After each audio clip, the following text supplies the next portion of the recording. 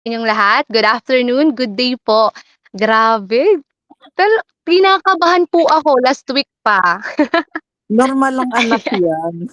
'Pag daw hindi Amen, kinakabahan ay parang parang wala na, kaya dapat talaga kakabahan tayo. Kung ako nga rin, kahit matagal amen, na, sanay ng magsalita, kinakabahan pa rin, minsan nabubulol pa.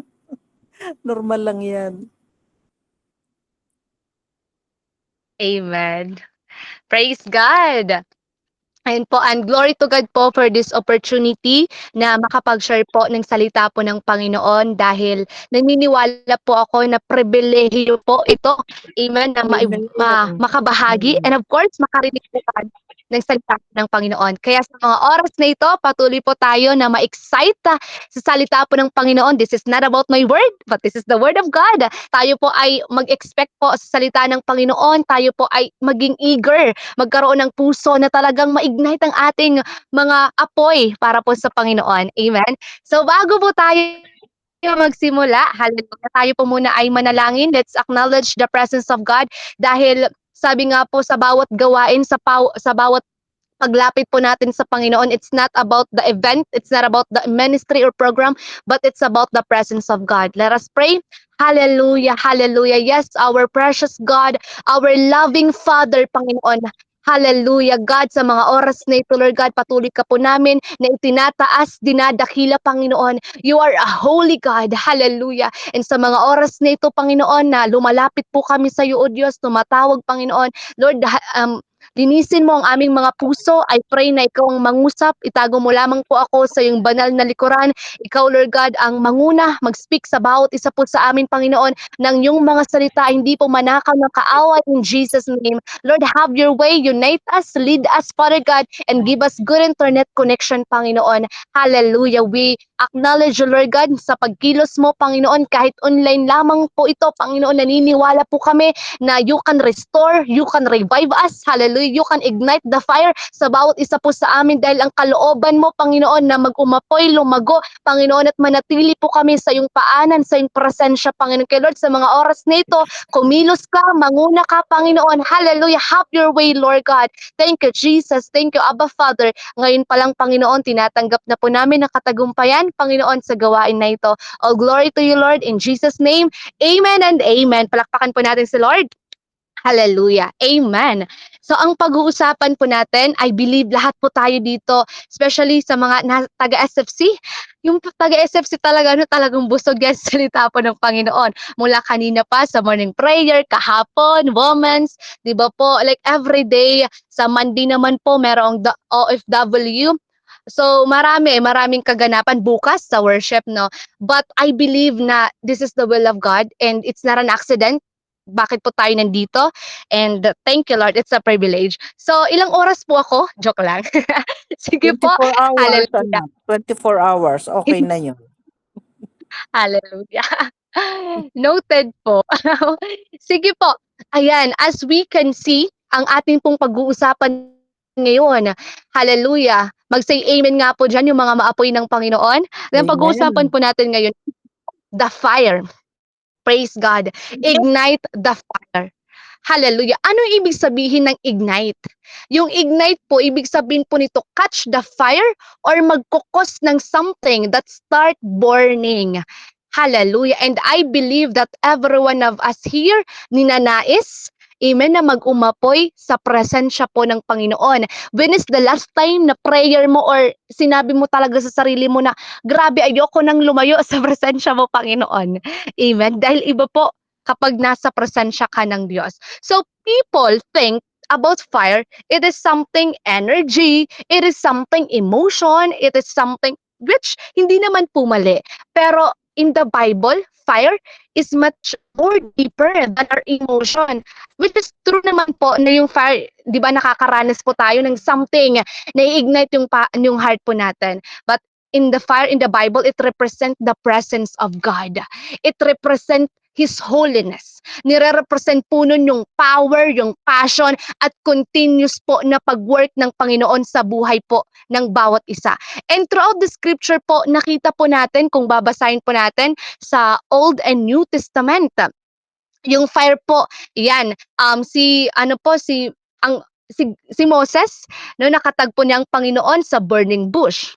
Nilid po ng Diyos ang Israelite sa pamamagitan ng pillar of fire. Sinamahan po ng Lord ang mga Israelite, and si Elijah din po nanalangin po siya ng fire from heaven. And sa Pentecost din yung Holy Spirit kumilos po 'no, came like a tongues of fire.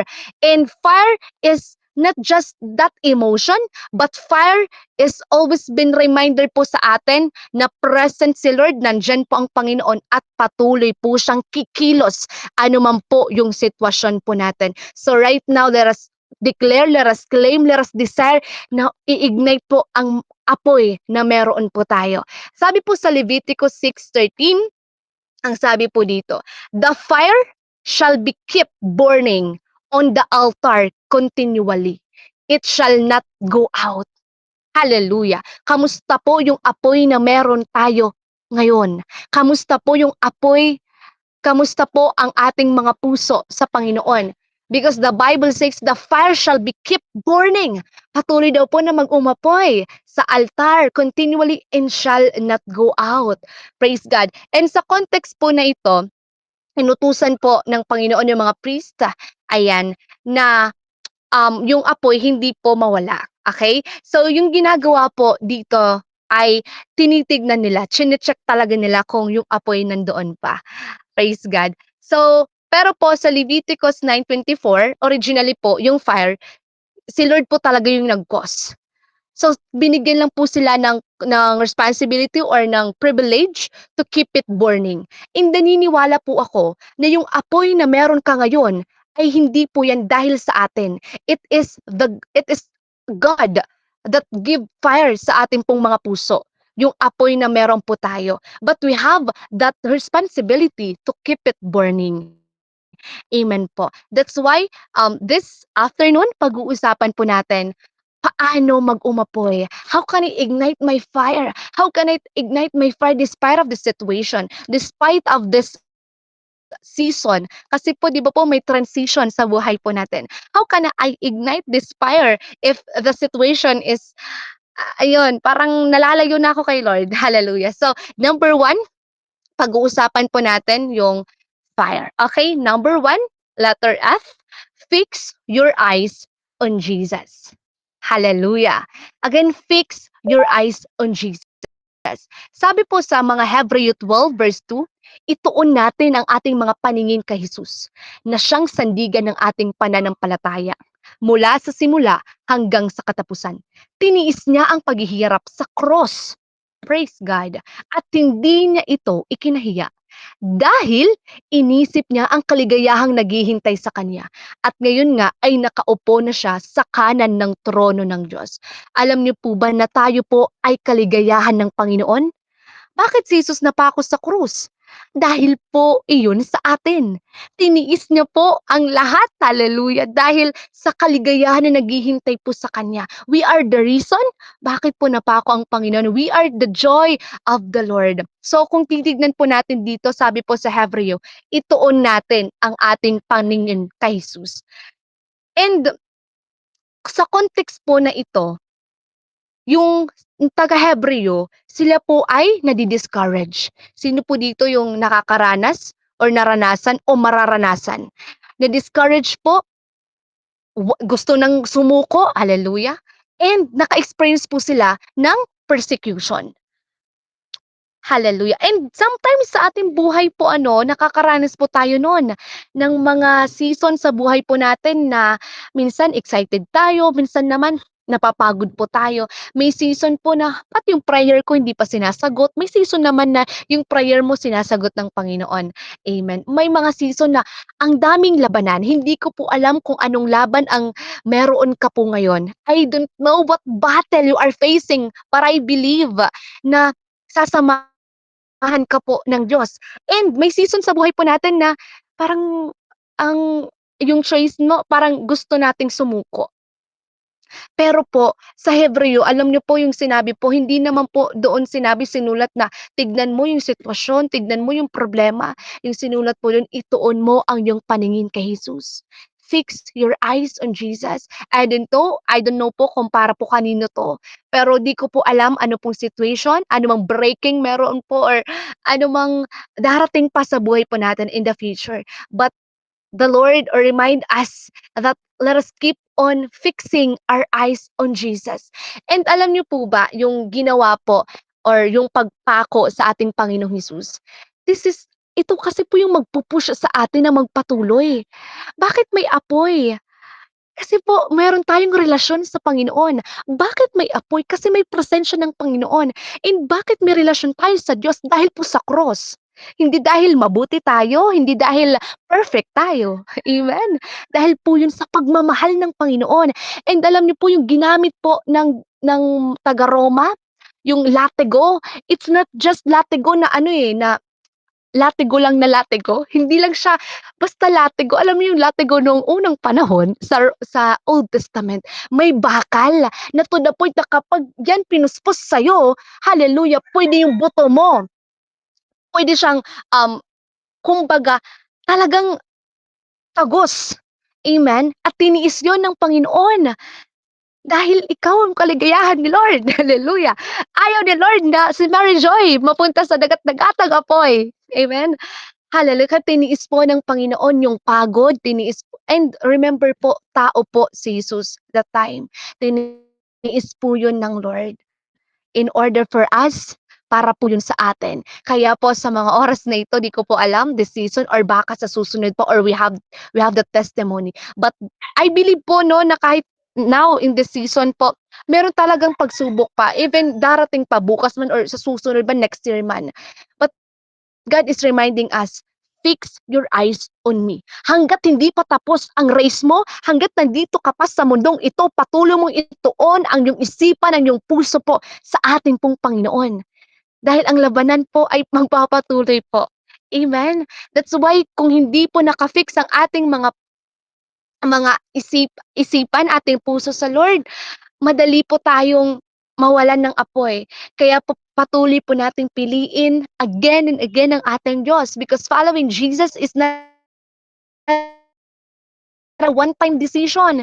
It is a daily devotion para po sa Lord. Amen? That's why how can we ignite our fire? It is simply fixing your eyes on Jesus. Hallelujah. So, number 2 na po tayo, I, di ba? F, fire. So, I na po tayo.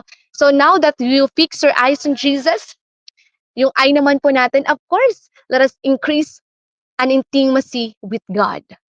Again, increase an intimacy with God. Naniniwala po ako na lahat po dito nakatuon ang isipan sa Panginoon. And kapag nakatuon po ang ating isipan sa Panginoon, may mangyayari. Kaya po yung Kristiyano, pakisabi nga po sa sarili mo, hindi ka basta-basta. May mangyayari kapag ikaw ay nakatuon, nanampalataya at nagtiwala sa Panginoon. Hindi tayo mananatiling nakatingin lang, di ba po? Ang mangyayari po, mas mamahalin natin siya. Mas hahanapin natin ang kanyang presensya at mas gugustuhin nating makilala siya. Praise God. Amen. And mayroon pong kwento sa Bible. Natutuwa po ako sa familiar po tayong lahat dito. Ito po yung yung pinangalan ni Kuya Roland, Pastor Roland sa anak niya. Okay. Pag-usapan natin yung story dito sa Isaiah po. Ang kwentong 'to, it's good kasi hindi nagsimula sa mission.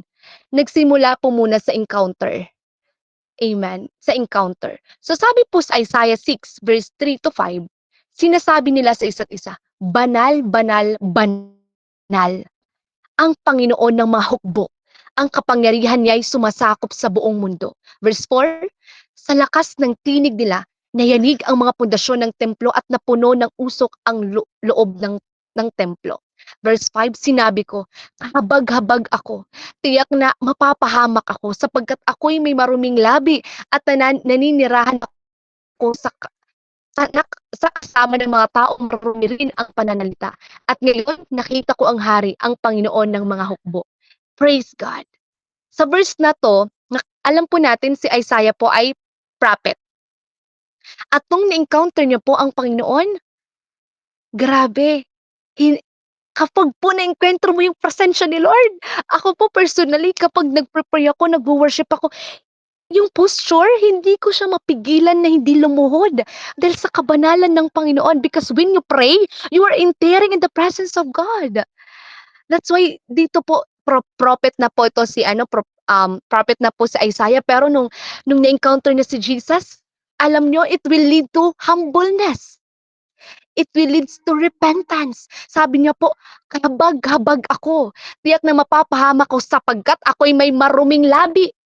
Amen. That's why I believe when you really encounter the presence of God and when you fix your eyes to Jesus, hindi lang hindi ka lang mababago kundi mababago rin yung relasyon mo sa Panginoon. It will increase your intimacy sa ating pong Panginoon. And verse 8, ito na po, 'di ba na-encounter na ni Isaiah ang kabanalan, hallelujah, ng Panginoon. Praise God. Verse 8 sabi po dito, "Then I hear the voice of the Lord." Narinig niya ang boses ng Panginoon. Sino po dito yung gustong marinig yung boses ng Diyos? Hallelujah. Praise God. Sabi po sa verse 8, sabi po, "Whom shall I send? And who I send me?"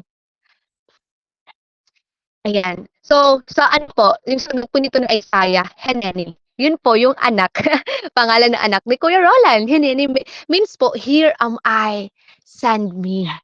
Grabe. So, naniniwala po ako na lahat po kayo dito, lahat po tayo dito ay may pagkatawag ng Panginoon. Whether ano man po, sino man po tayo, may pagkatawag po si Lord po sa atin.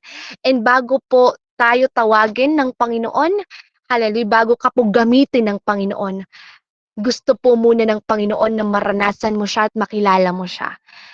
Kasi nga po tinawag po muna tayo na maging anak ng Diyos.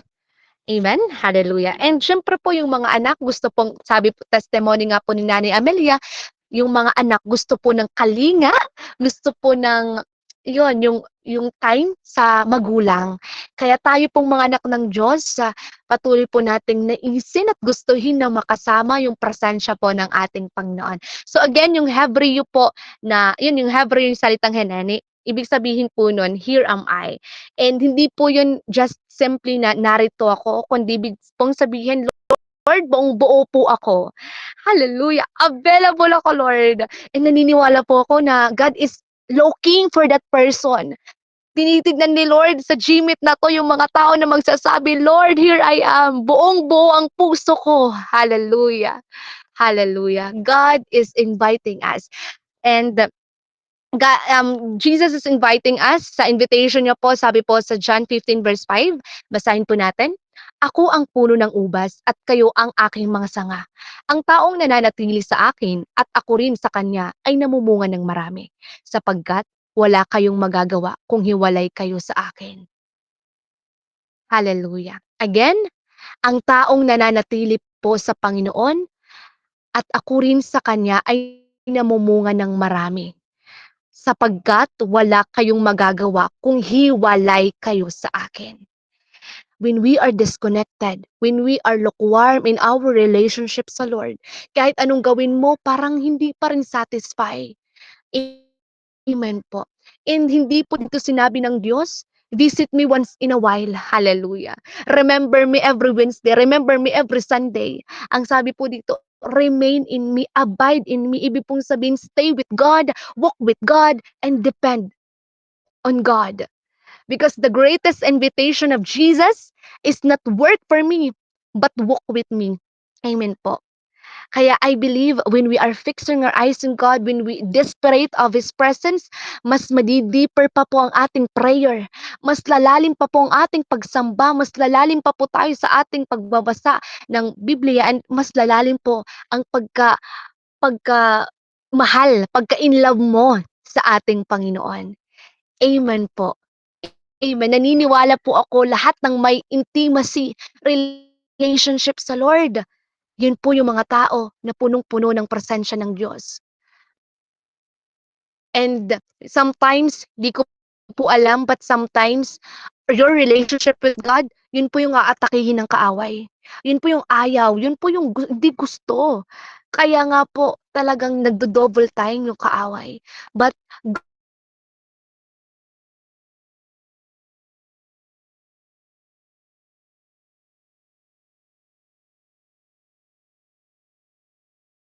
so, yun. And dako na po tayo sa R, fire. So F, fix your eyes on Jesus. I, increase the relationship or increase your intimacy with God. Hallelujah. And the R, patapos na po tayo. R, rekindle your passion. Kamusta po yung passion po natin para po sa Panginoon? And kamusta po yung passion natin para po sa ibang tao, lalo na po sa mga lost? Praise God. So, hindi po God want us to have that passion alive sa puso po natin. Amen. Because God is a God of fresh. Amen. Fresh. Fresh po yung kanyang grace. Fresh po yung kanyang fire everyday sa buhay po natin. Sabi po sa taga-Roma 12 verse 11, huwag kayong maging tamad, kundi magpakasipag at buong sikap na maglingkod sa Panginoon. Grabe naman po ito. Hallelujah. Grabe naman po si Apostle Paul. Ayan. Pero sabi po dito, again, verse 11, huwag kayong maging tamad. Pwede po bang sabihin po natin yung sa sarili po natin? Huwag kang maging tamad. Hallelujah. Kundi magpakasipag ka at buong sikap na maglingkod sa Panginoon. Amen. Amen. Hallelujah. So, how can we have that fire? Paano ko magiging yung fire ko, paano ito patuloy na mag-umapoy? Katulad po sa takore, tama ba takore? So kung sa hot water. So kung may apoy po, patuloy po 'yan na na mag ano ba, sa takore. Patuloy po 'yan na kumukulo, ayan. Pero kapag pinatay mo yung apoy, unti-unti po, hindi man eventually or hindi man immediately na mawawala yung apoy, pero po unti-unti 'yan as the time goes by, unti-unti 'yan manlalamig.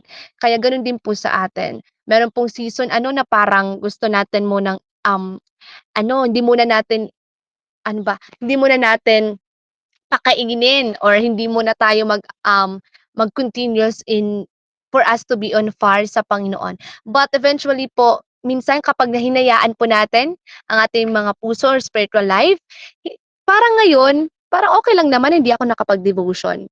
Parang okay lang naman hindi ako nakasimba. Parang okay naman. Pero po, parang 2 weeks, 1 week, okay lang. Okay naman, parang okay lang. Pero po or kapag walang devotion, walang prayer po, if po, time goes by talagang mahirap, mahirap po na mawala tayo sa Lord. But again, but God is faithful po. God is faithful and God is a God of second chances. Amen po. So, I believe that God is remain faithful. Siya po yung magre-rekindle ng passion po natin. Kasi kung tayo lang po, hindi po natin kaya. Sabi po sa Philippians 1:6, He who began a good work in you will carry it on to completion. Nakakatiyak akong ipagpapatuloy ng Diyos ang mabuting gawain na sinimulan niya sa inyo hanggang sa araw ng pagbabalik ni Jesucristo. Amen? Si Lord po ang may pagkatawag po sa bawat isa po sa atin. Kaya, patuloy po tayo na kumapit, hallelujah, sa ating pong Panginoon. Praise God. So, yun po, rekindle your passion. Minsan nanihina yung passion natin sa Lord, nawawala yung passion natin. But God is always reminding us, just go back go back, go back. Amen, yung passion po natin sa Lord. Amen. Dahil iba kapag may passion, 'di ba? Iba kapag may passion. So, lastly, E. Fire, E na po tayo. Ito po yung mahirap, pero nilalakaran na ng bawat isa. Engage in the mission. Minsan po parang okay naman ako mag-devotion lang, okay naman ako na sa church lang, pero alam niyo po naniniwala po ako yung mga, nag-uumapoy sa Panginoon, nag-e-engage po 'yan sa mission. Nag-e-engage po 'yan sa Great Commission. Amen?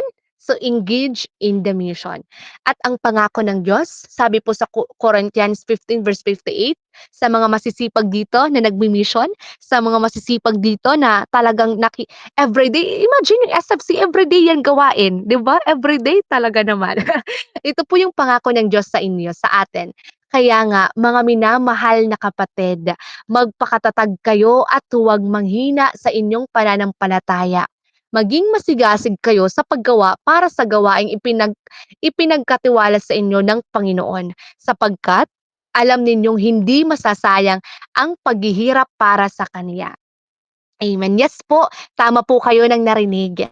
Sabi po ng salita ng Panginoon, hindi po sayang yung pag-pray mo para sa pamilya mo. Hindi po sayang yung pag-a-attend mo sa GMeet dito na everyday. Hindi po sayang yung pakikinig mo ng salita ng Diyos. Hindi po sayang yung pagpunta mo sa church kahit malayo. Hindi po sayang yung pag-aaral mo ng salita ng Diyos. Kahit na minsan pagod ka na kahit minsan busy ka, hindi po sayang. Hindi po sayang yung pagpapaload mo, hindi po sayang yung pagsusupport mo sa ministry, hindi po sayang, hallelujah, yung pag-aawit mo sa Diyos, hindi po sayang. Kasi nga po, God, nakikita po ni Lord. Minsan po yung ginagawa mo parang hindi na-appreciate ng ibang tao, hindi nakikita ng ibang tao, but God knows everything. And nakikita po yun ng Panginoon. Amen? Sapagkat alam ninyong hindi masasayang ang paghihirap para sa Kanya. Yung oras na inilalaan mo para sa Diyos, hindi po masasayang. Praise God. So, may panahon na parang, yun nga po, parang hindi napapansin, but it matters to God. Kung nagpe-pray ka faithfully, nag-give ka faithfully, it matters to God. Because your labor in the Lord is not in vain. Every prayer matters to God. Gumagawa ka ng mabuti, it matters to God. Every discipleship matters to God.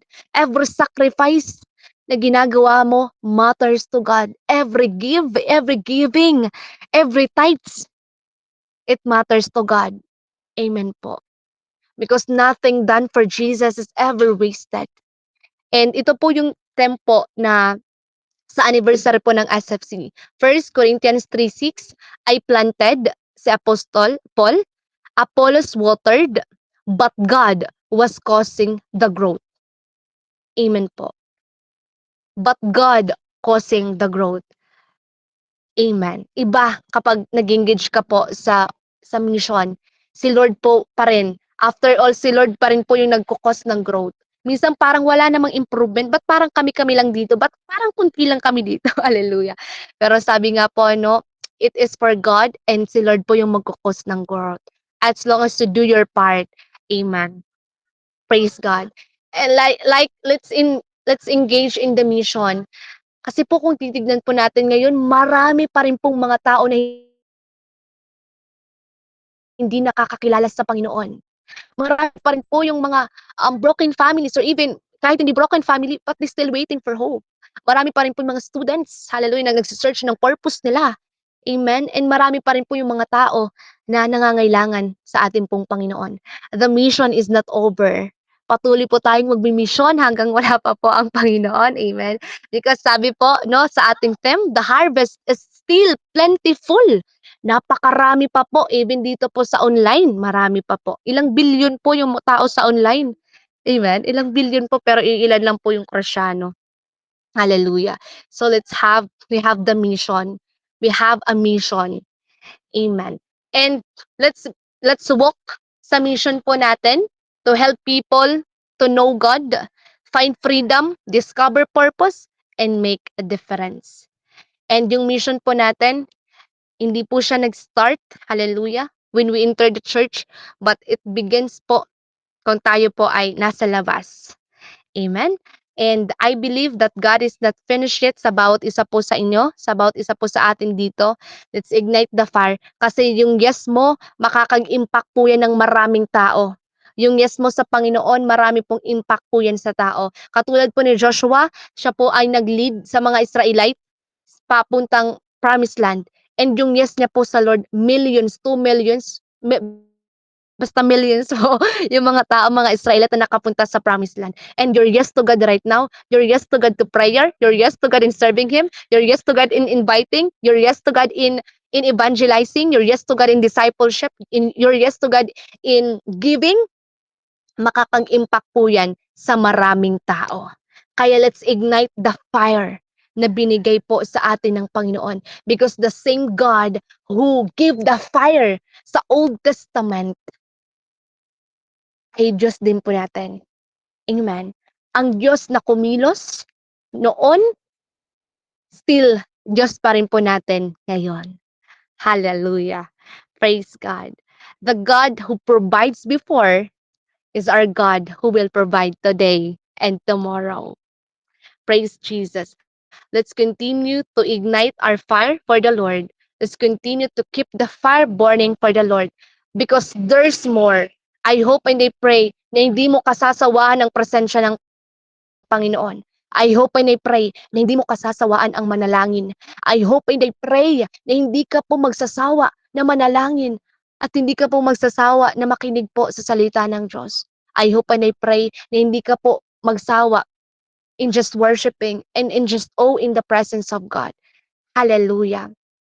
Because the fire of God, dahil yung apoy ng Panginoon, it will lead us to transformation. It will lead us to mission. It will lead us to His presence.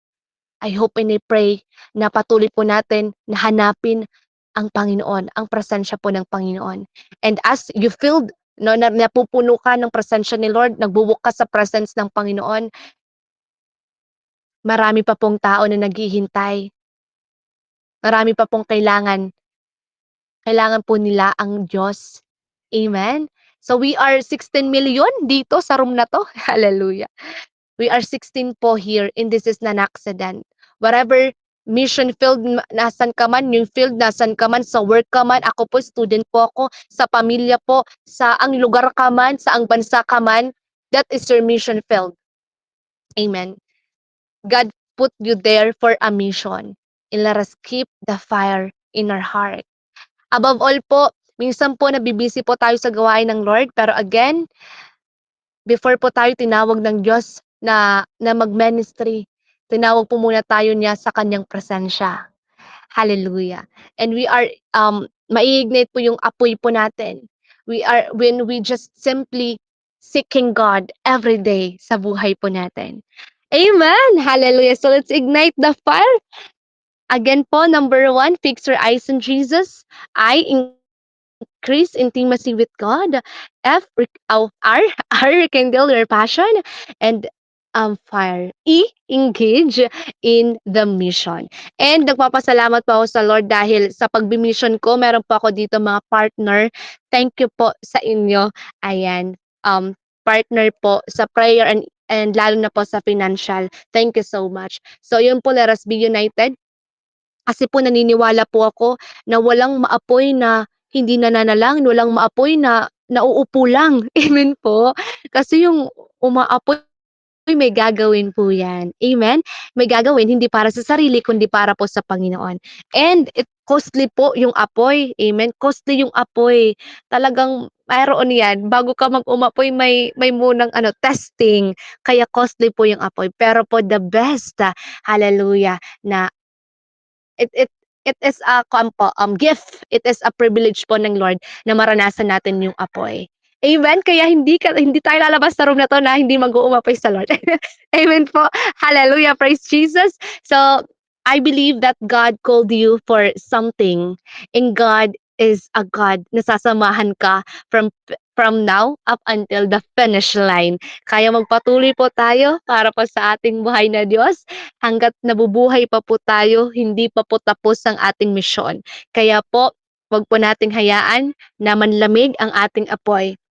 Remember po remember the promises of God sa buhay po natin. Amen. And I'm excited pa for more. And I hope na excited pa po kayo for more sa Panginoon. Even ilang years na po kayo, ilang years na po tayo sa paglilingkod sa Lord.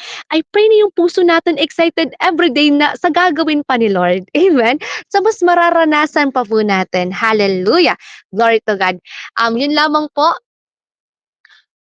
Let's ignite the fire. Again po, babasahin ko lang po sa yung main verse po natin sa Leviticus 6. Ayan. Leviticus 6 verse 13. The fire shall not shall be kept burning on the altar continually. It shall not go out. In Jesus' name, hallelujah. Tayo po ay manalangin. Hallelujah, Jesus. Amang Diyos na makapangyarihan sa lahat, nagpapasalamat po kami, Panginoon. Lord, salamat ng yung apoy, Panginoon, ay patuloy mo, O Diyos, na pinaparanas sa bawat isa. The fire is representing your presence. And Lord, we want your presence. Hallelujah. We want your presence, O Lord God. Sa mga oras nito, dalangin po namin na yung mga salita ay patuloy po namin na may sabuhay.